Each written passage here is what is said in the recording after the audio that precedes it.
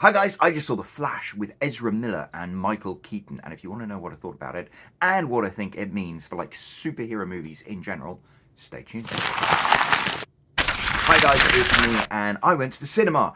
I know that doesn't sound very impressive, but since the pandemic, I haven't gone to the cinema nearly as much as I used to. In fact, I missed out on going to see Quantum Mania because I like Marvel movies. I missed out on going to see Guardians of the Galaxy 3, but I did get back in the movie theatre for The Flash.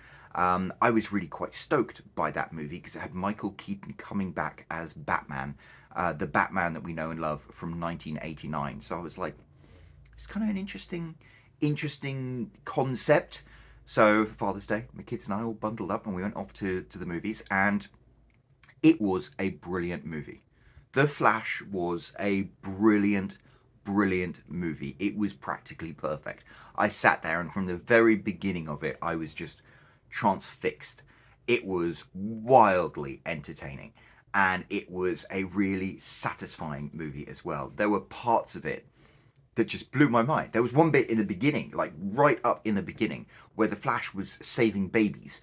And I remember I was practically howling in the cinema because when these things were going on the screen, I was like, "Oh my god, they're actually showing like babies in jeopardy.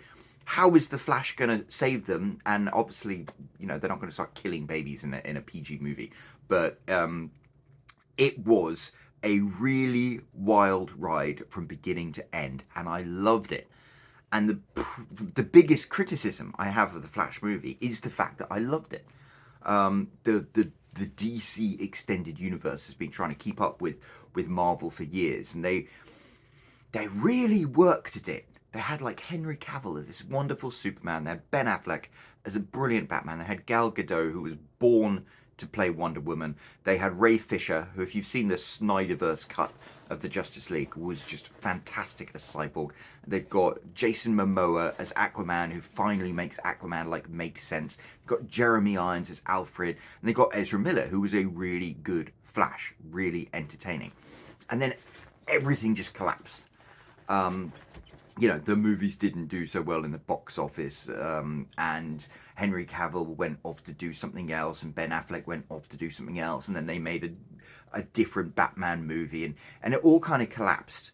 And The Flash, you know, was like the last movie that contained all of these guys who we've watched for a while. And my biggest criticism with the movie is it was really good seeing them all together. The beginning of this movie, you had Ben Affleck's Batman, you had Gal Gadot. Later in the movie, you got Jason Momoa. You don't have Henry Cavill. You see kind of like a version of him in there. It doesn't have Ray Fisher, unfortunately, because he was so good in the Justice League, especially the Snyderverse cut, but he got like booted out. So it's like for the one final time, we got to see all of the stuff that DC had worked so hard to put together, and it was great. And my biggest criticism of The Flash is, like, I watched it and I'm like, I want more of this. If they hadn't had all of this bullshit, this corporate bullshit and these takeovers and these switches and all of this stuff ruining what they were working on, we could have had, you know, another 5 different movies with this version of the Justice League, and I would have been there for it. I would have absolutely been there for it. And so it was, the worst thing about The Flash was just how disappointing it was knowing that really when a movie like this finds its feet and you're like, yeah, this actually works, then we know we're not going to get any more of it. And that's really just really disappointing, especially since the movie was really good. What worked about it? Ezra Miller, I know he has had major legal issues, and you know everyone's like, he's going to get cancelled, he's going to get fired from the Flash. He was brilliant in it though. He was absolutely brilliant. Michael Keaton, bloody hell, it's funny. It goes to show, like, age ain't nothing but a number. It's like you get busy living or you get busy dying, and he's one of these older men who's got busy living, and he just rocked the part. I'm not a super comic nerd, but I'm quite familiar with like Flashpoint as a storyline, and we've seen it in a bunch of places. We've seen the comic books of it. They did a wonderful animated movie of it. The CW in that Flash show did a version of it, and this is a different version of it.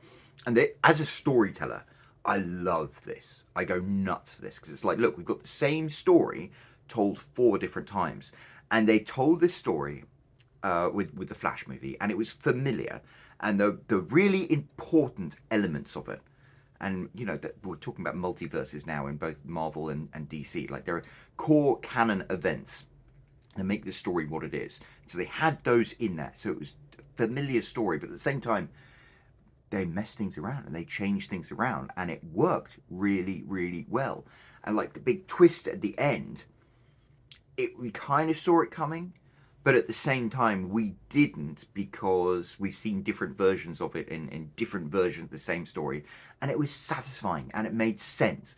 And when the Flash did what he had to do to fix everything, it worked coherently in a really satisfying way that is so rare to see in movies these days, especially big budget spectacle movies. It's like the writing and the coherency of the plot is often an afterthought, but this movie, it just worked really, really well. And I will say, as disappointed as I am in the fact that this movie is pretty much the end of that wonderful, it could have been DC extended universe or expanded universe or whatever they call it, the movie also kind of wraps it up with a bow. It wraps it up with one twist at the end where you're like, and it's satisfying. So yeah, it was really, really fun. I'm really pleased I got off my arse and took my kids to go and see this movie. I'm aware of the fact that every time I don't go and see a movie in the theatres, I'm hurting that movie's box office.